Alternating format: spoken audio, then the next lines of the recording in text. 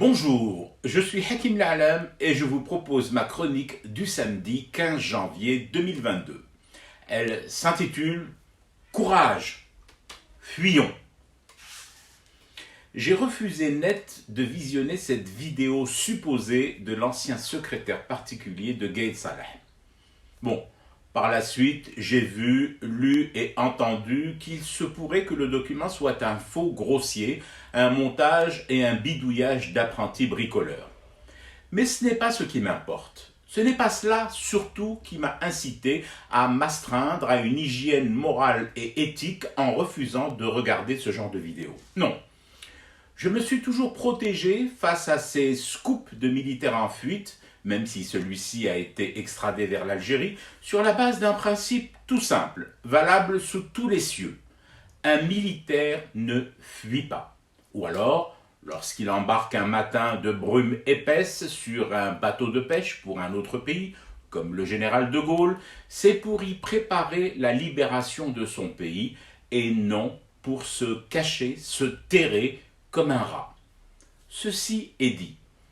Ensuite, il y a les supports qui se sont empressés de diffuser cette vidéo et d'alimenter le buzz avec. Là aussi, le thème de la fuite m'a conforté dans mon choix de refuser tout ziotage du document en question. Parmi les youtubeurs friands et promoteurs hystériques des révélations de ce bidas, il s'en trouve qui ont fui, laissant derrière eux femmes et enfants, ici, en Algérie. Voilà, c'est là que ça me pose un vrai problème.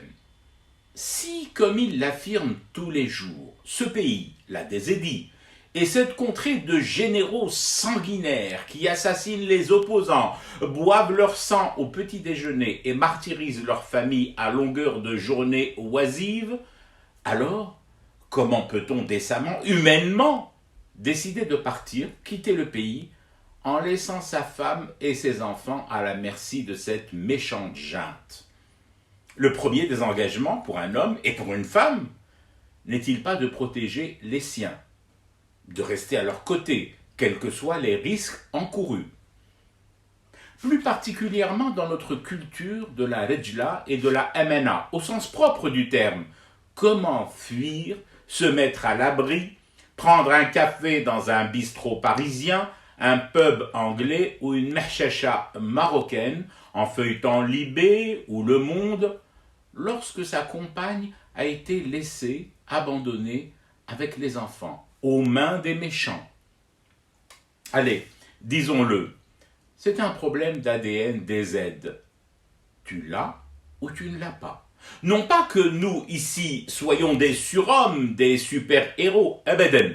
Ce n'est pas du tout le sens de mon propos. Mais, Khouya, El Kibda, eux là-bas et moi à Paname.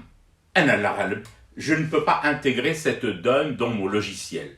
Alors, raison de plus, comment ensuite faire confiance en ces mêmes fuyards ayant quitté le navire en y abandonnant femmes et enfants et qui se gargarisent de la vidéo d'un militaire, lui aussi ancien fuyard? Il y a trop de fuites dans cette affaire. Je fume du thé et je reste éveillé. Le cauchemar continue. C'était Hakim La'alam, je vous retrouve demain pour une autre chronique et une autre façon de dire son amour à l'Algérie.